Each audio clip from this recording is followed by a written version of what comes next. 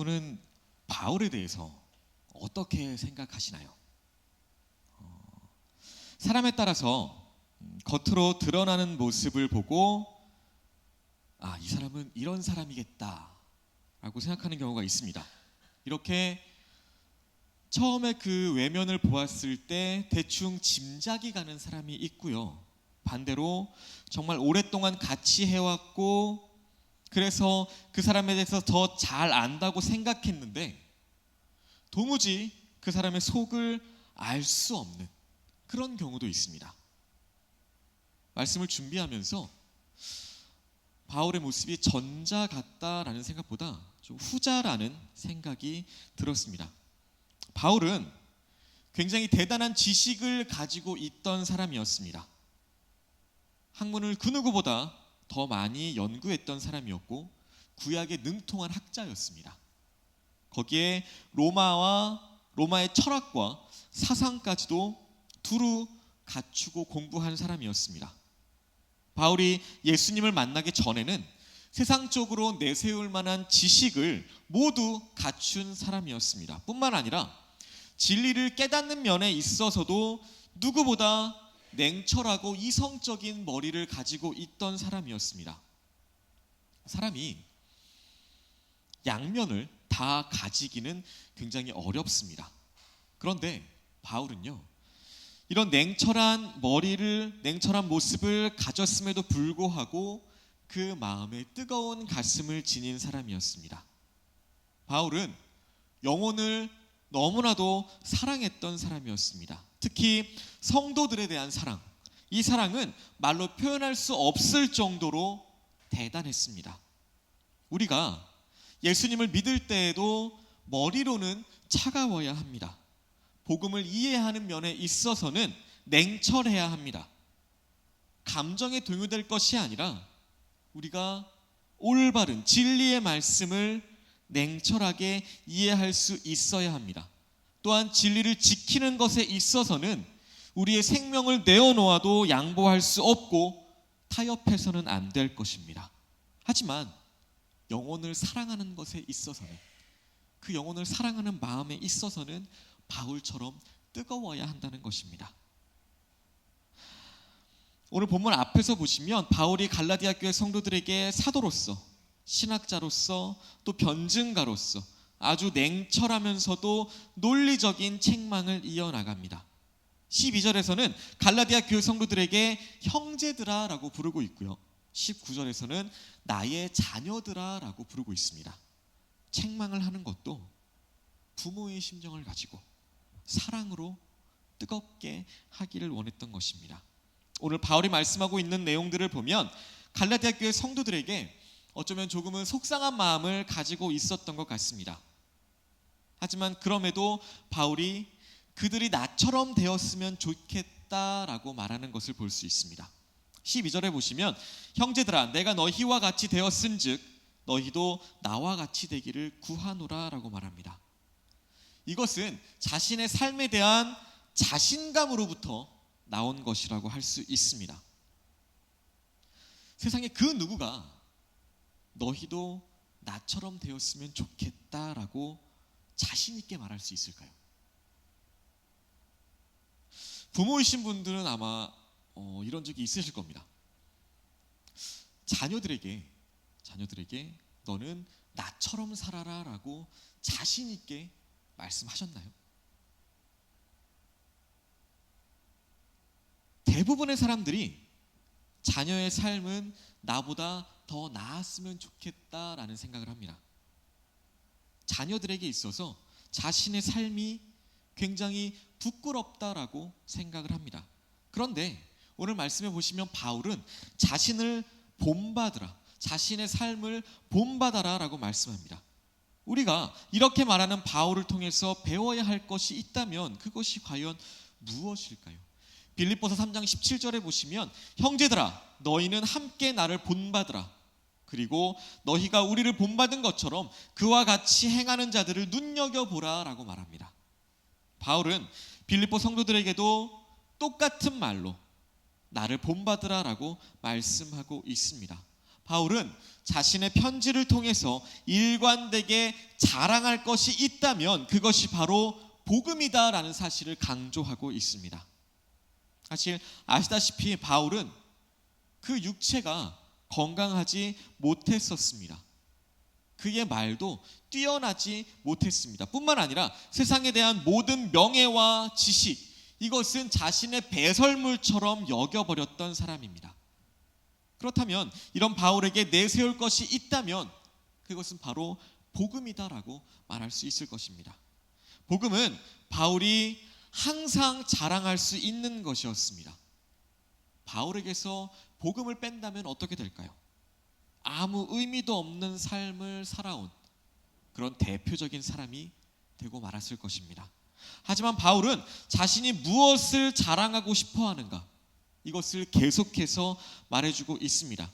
갈라디아서 6장 14절에도 보시면 그러나 내게는 우리 주 예수 그리스도의 십자가 외에 결코 자랑할 것이 없으니 그리스도로 말미암아 세상이 나를 대하여 십자가에 못 박히고 내가 또한 세상을 대하여 그러하니라 라고 말합니다. 오늘날 우리 성도들에게 자랑거리가 있다면 그것은 무엇일까요?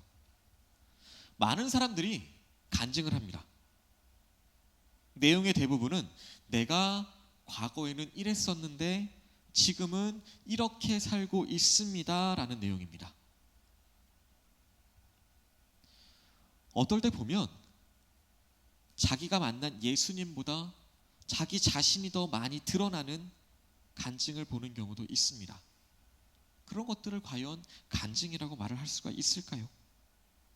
그렇게 말을 한다면, 사람들 앞에서 그렇게 이야기를 한다면 많은 사람들에게 호응과 관심은 이끌어낼 수 있을 겁니다. 하지만 그것을 그리스도인의 진정한 모델이다라고 삼을 수는 없을 것입니다. 왜요? 우리의 자랑은 바울처럼 오직 십자가여야 하기 때문입니다. 예수님이 우리를 구원해 주신 일보다 우리의 삶에 있어서 더 놀라운 일들이 있을까요?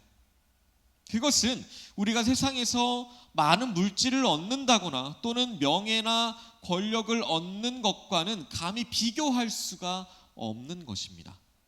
바울은 이것을 알고 있었습니다.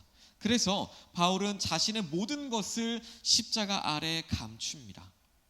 우리의 자랑, 우리의 간증은 오직 예수 그리스도여야 합니다.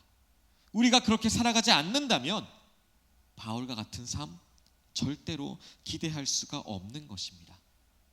결코 후회하지 않는 삶은 오직 예수님만 바라보는 삶입니다. 그러한 삶을 통해서 이루어지게 된다는 것입니다. 우리가 삶을 살아가는 데 있어서 가장 필요한 것이 있다면 그것은 아마 관계라고 할 수 있을 겁니다. 사람이 성공을 하기 위해서 또 출세를 하기 위해서는 그냥 삶을 살아가기 위해서는 이 관계가 너무나도 중요합니다. 왜냐하면 사람이 사람을 떠나서는 혼자서는 결코 살아갈 수 없기 때문입니다. 그래서 그런 관계 속에서 내가 다른 사람들에게 이용을 당하기도 합니다. 또한 반대로 내가 다른 사람들을 이용하기도 합니다. 그러면서 나에게 해가 되는 사람들이 있다면 점점 더 거리를 두게 되고요. 나에게 이익이 되는 사람이 있다면 점점 더 그를 가까이 하게 되는 것입니다. 오늘 내가 그를 친구라고 불렀다 할지라도 그가 나에게 방해가 된다면 거리를 두게 됩니다. 사람 때문에 상처를 주기도 하고요. 사람 때문에 상처를 받기도 합니다. 만약에 저 사람이 나에게 도움을 주는 사람이고 저 사람이 있어야 내가 세상에서 성공할 수 있다라는 생각이 들면 자존심까지도 굽혀가면서 그들과 좋은 관계를 유지하기 위해 애를 씁니다. 이런 경우에는 그 사람이 좋아서가 아닙니다. 그 사람이 가지고 있는 그 조건들이 좋기 때문에 자존심을 굽혀서까지도 그와 좋은 관계를 유지하려고 하는 것입니다. 이것이 무엇인가요? 이것이 세상을 살아가는 우리들의 모습 아닌가요? 그런데 교회 안에서까지도 이런 모습들이 존재한다는 것입니다. 그런데 교회 안에서의 관계, 이것은 그냥 단순한 관계가 아닙니다. 머리 대신 예수님을 모시며 서로가 각 지체가 되어서 존재하는 그런 관계입니다. 이것을 잘 알고 모이는 것이 중요합니다. 그런데 많은 사람들이 교회 안에서의 그 관계까지도 그냥 일상생활에서 사회에서의 관계처럼 그렇게 단순하게 생각해 버립니다. 그렇기 때문에 교회 안에서도 시기와 분쟁이 사라지지 않습니다. 상처와 아픔을 주는 일들이 계속해서 일어나고 있다는 것입니다. 교회는 서로를 이용하는 집단이 아닙니다. 그런 잘못된 생각으로 교회를 다닌다면 결코 그는 올바른 성도다라고 말할 수 없을 것입니다. 물론 누군가가 어려움을 당하게 된다면 발벗고 나서서 도와주는 것이 당연합니다. 하지만 내가 도움을 받기 위한 목적으로 교회를 다니면 안 된다는 것입니다. 요즘에 교회 안에 성경과는 거리가 먼 모습들이 너무나도 많이 발견됩니다. 어떤 목회자들은요, 성도들이 자신의 목회에 방해가 된다면 쫓아내버립니다. 반대로 성도들 입장에선 목회자가 내 신앙생활에 도움이 되지 않는다면, 내가 그 때문에 상처를 받았고 속상하다면 가차없이 목회자에게 떠나라라고 요구를 합니다. 이런 관계 속에서 그 목회자들은 살아남기 위해서, 자신의 생존을 더 확실하게 하기 위해서 성도들이 원하는 목회를 하게 됩니다. 성도들이 원하는 것을 만족시키려는 목회를 하게 되고요, 성도들도 그런 목회자를 더 좋아하고 따르게 됩니다. 교회 안에 이런 모습들이 최근에 나타난 모습들이 아닙니다. 이러한 교회 안에서의 모습은 이미 오래전부터 바울이 복음을 전하면서 교회를 세워갈 때에도 이미 있었던 모습이라는 것입니다. 옛날이나 지금이나 변함없이 그대로라는 사실에 대해서 우리는 놀라지 않을 수가 없는 것입니다. 이것이 죄를 범한 우리 인간의 본성이라는 사실을 알면 모든 사람이 다 죄인이다라는 사실을 인정할 수밖에 없는 것입니다. 오늘 말씀도 바울과 갈라디아 교회 성도들 사이에 일어난 관계의 문제입니다. 우리는 이 문제를 그냥 단순한 문제로만 볼 수 없습니다. 왜냐하면 당시에 바울은 복음을 들고 그들에게 찾아갔기 때문입니다. 오늘 13절 말씀해 보시면, 내가 처음에 육체의 약함으로 말미암아 너희에게 복음을 전한 것을 너희가 아는 바라 라고 말합니다. 바울이 그들에게 복음을 전하기 위해서 찾아갔다는 것입니다. 문제는 그들이 바울을 대하는 태도였습니다. 다시 말하면 그들이 바울이라는 사람을 보았느냐, 아니면 바울이 들고 온 복음을 보았느냐, 이것입니다. 이것이 굉장히 중요한 문제라는 겁니다. 지금 나에게 가장 필요한 것이 무엇인가, 이것을 아는가 모르는가에 따라서 복음을 대하는 태도가 완전히 달라지기 때문입니다. 복음이 지금 나에게 있어서 나에게 반드시 필요하다는 사실을 안다면 우리는 사람을 보는 것이 아니라 복음을 바라보게 되는 것입니다. 오늘날 교회도 이 부분을 제대로 하고 있지 않기 때문에 교회 안에 여러 가지 많은 문제들이 생겨나는 것입니다. 목회자를 바라볼 때 목회자가 전하는 그 복음을 바라보는 것이 아니라 그가 내가 원하는 것을 얼마만큼 채워줄 수 있느냐, 이것을 바라본다는 것입니다. 그런 것들이 교회와 목회자를 판단하는 기준이 되어간다는 것입니다. 하지만 나에게 필요한 것이 복음이라는 것을 알고 그 복음을 바라본다면 그것이 바로 제대로 된 교회라는 것입니다. 목회자가 자신의 생존을 위해서 성도들의 그 만족을 채워준다면, 성도들이 자신의 만족을 채우기 위해서 교회를 찾는다면 그런 만남의 결과 어떻게 될까요? 목회자가 복음을 제대로 전하는 것이 아니라 성도들이 듣고 싶어하는 그런 좋은 말만 전하게 될 것입니다. 성도들의 입장에서도 내가 하고 싶은 대로 그렇게 신앙생활을 하게 될 것입니다. 세상에서 말하면, 세상에서의 말로 표현한다면 이것은 윈윈이라고도 할 수 있을 겁니다.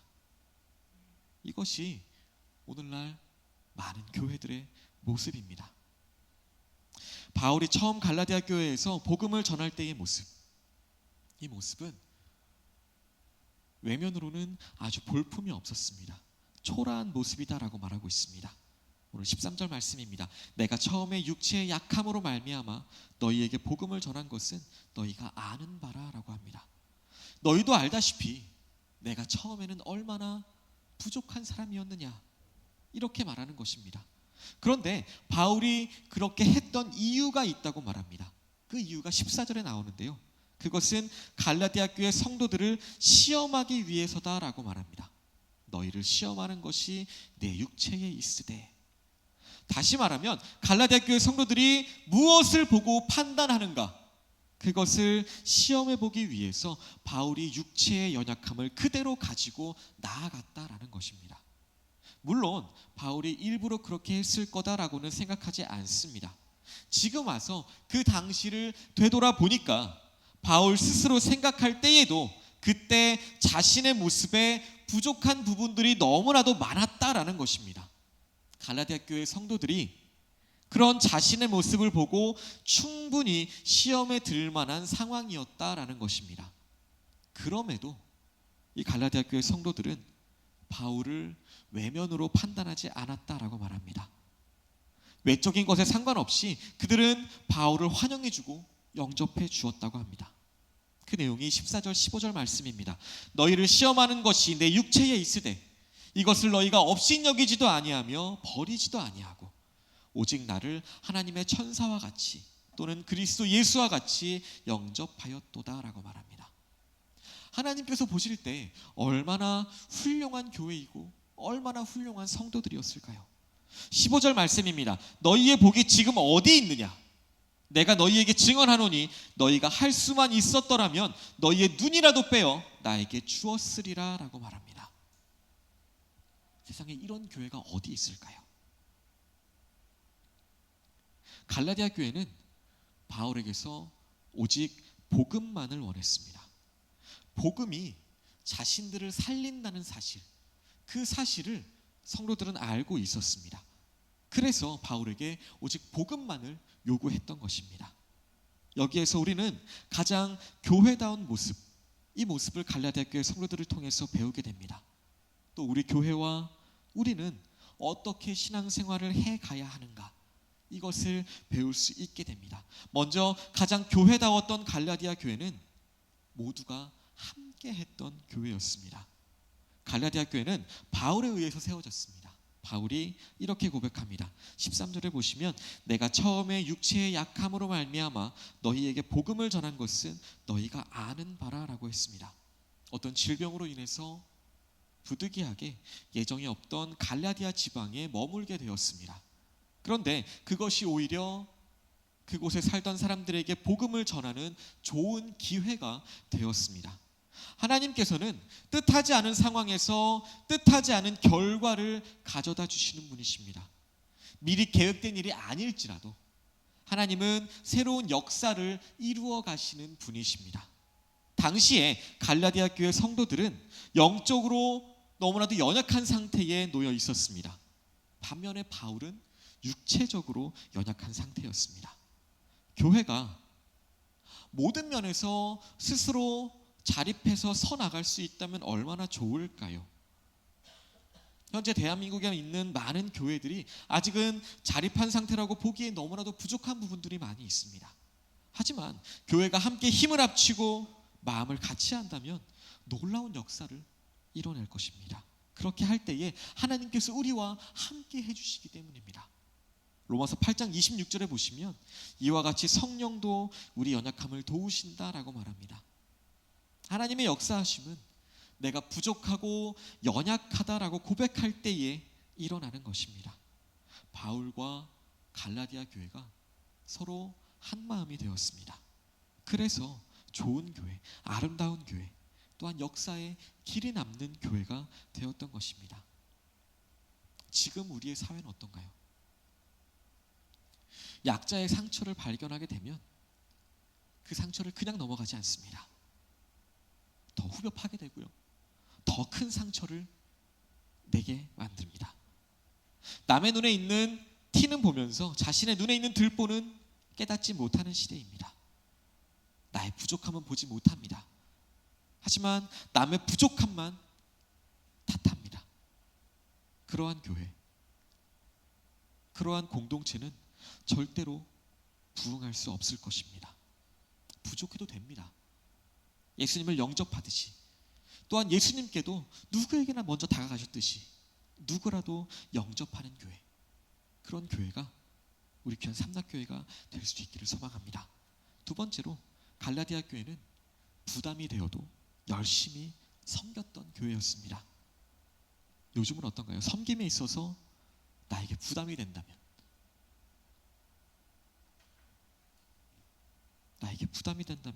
피하려고만 합니다.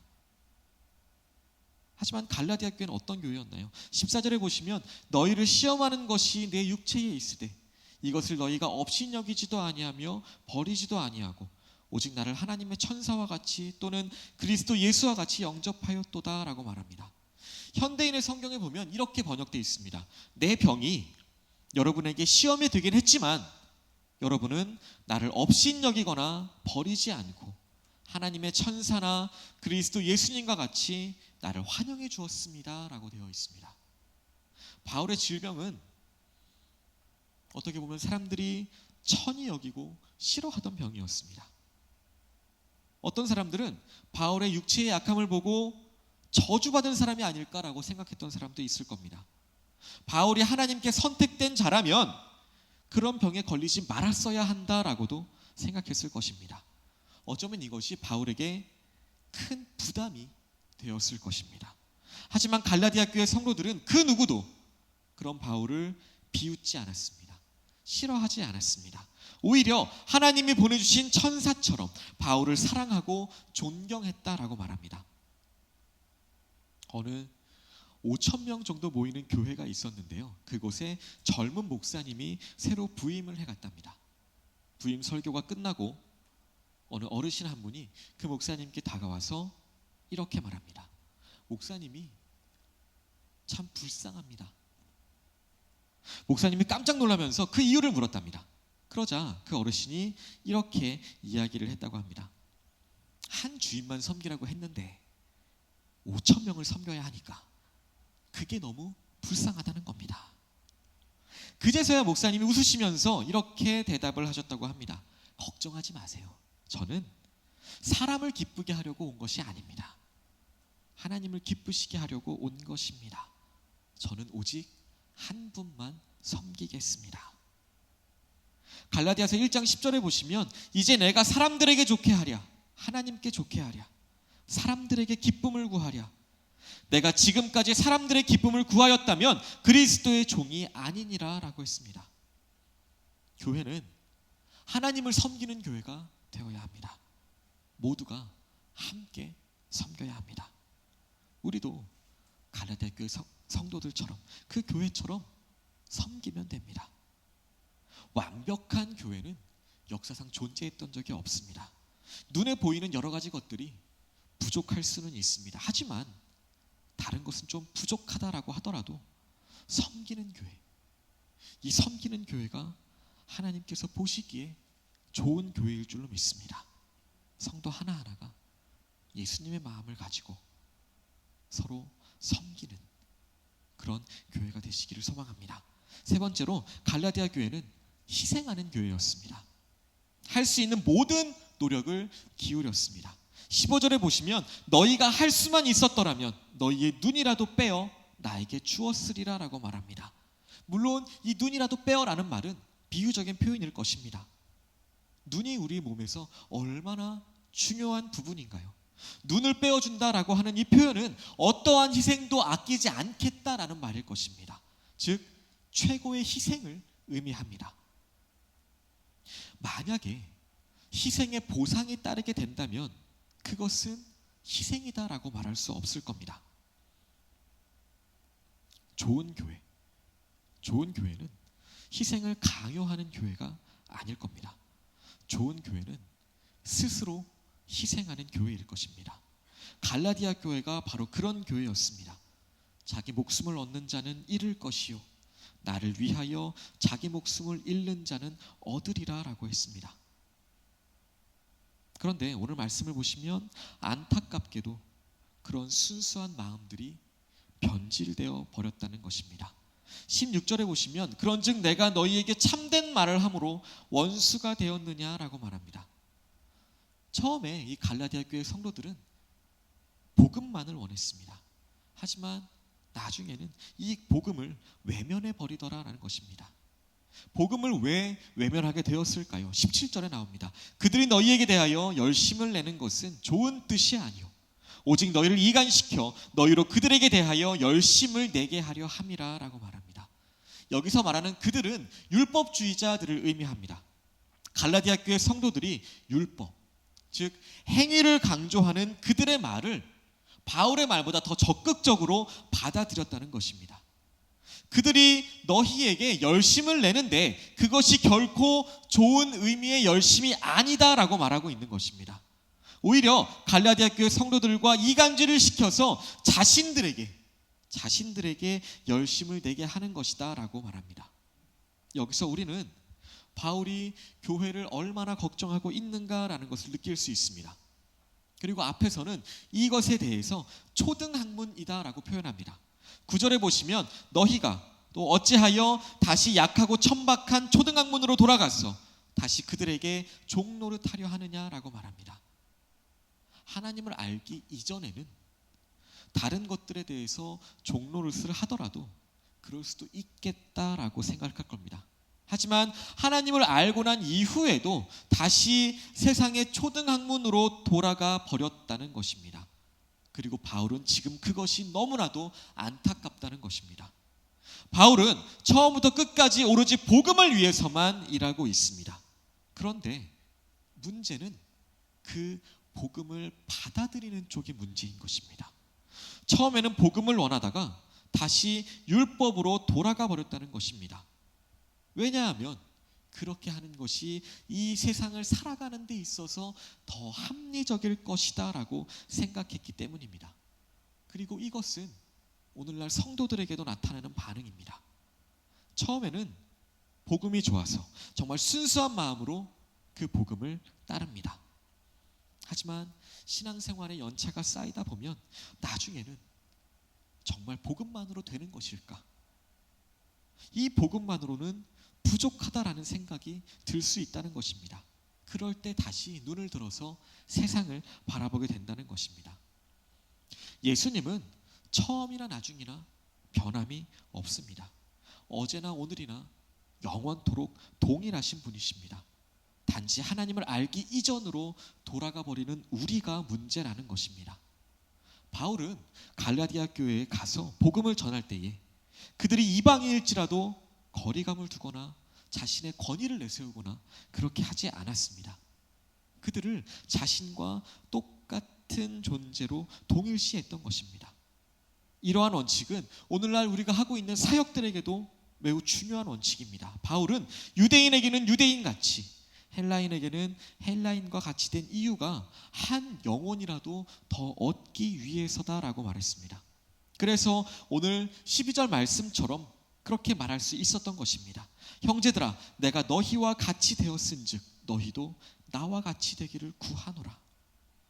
이 말씀은 너희도 나처럼 되는 것이 옳지 않겠느냐, 내가 믿고 의지하는 예수님을 너희도 믿고 내가 달려가고 있는 구원의 길로 너희도 함께 가는 것이 마땅하지 않겠느냐, 그런데도 왜 자꾸 너희는 삐뚤어지려고 하느냐, 이렇게 책망하고 있는 것입니다. 오늘 저와 여러분들도 예수님을 처음 믿을 때의 그 마음, 그 모습, 그 사랑, 그것을 그대로 가지고 있는지 한번 자신을 돌아보시기 바랍니다. 성도들은 처음에도 그렇고 나중에도 그렇고 오로지 내 안에 예수님의 형상을 이루기 위해서 살아가야 하는 존재입니다. 우리는 항상 좋은 일에 열심을 내는 그런 성도들이 되어야 할 것입니다. 우리의 수고와 열심이 절대로 헛되지 않게 해야 할 것입니다. 예수님의 형상을 이룰 때까지 우리는 해산하는 수고를 감당해야 할 것입니다. 우리를 세상으로 다시 끌고 가려는 그러한 거짓된 복음, 그런 것은 거부하고 오직 십자가의 인도함을 받는, 복음을 마음속에 두고 오직 예수 그리스도만 바라보면서 절대로 변하지 않는 그 믿음을 가지고 앞으로 한 걸음씩 주님을 향해서 나아가는 그건 저와 여러분들 되시기를 예수님의 이름으로 소망하고 축복합니다.